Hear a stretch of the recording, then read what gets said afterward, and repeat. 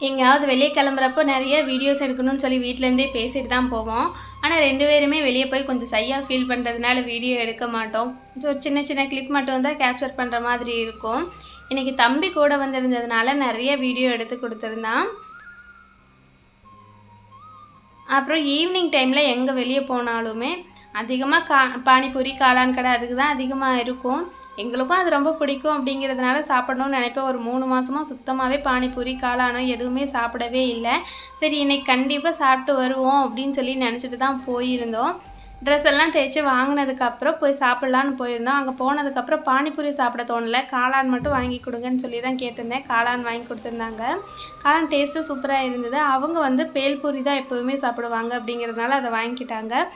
அப்புறம் chicken rice, எல்லாத்த விட சிக்கன் ரைஸ்னால் ரொம்ப பிடிக்கும்.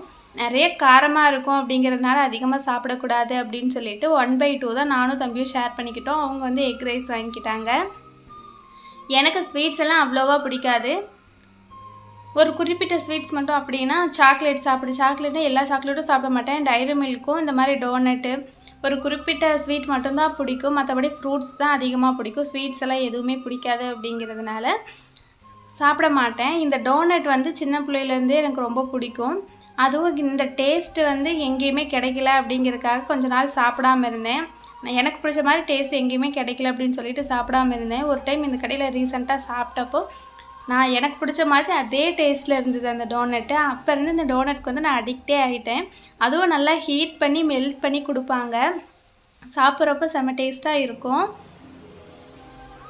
அதனால் எப்போ இந்த சைடில் வந்தாலும் சரி 20 ரூபா தானே, இந்த டோனட் ஒன்று சாப்பிட்டு போயிடுவோம்